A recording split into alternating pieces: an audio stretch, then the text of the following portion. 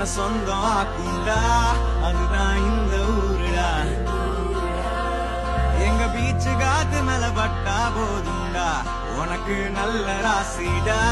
இனி நீ சென்னை வாசிடா பாபா வந்து ஆட்டோல ஏறி பாத்தியா அண்ணன் சொல்லு நம்ம ஊரோடு வரலாறு கேட்டியா மயிலாப்பூர்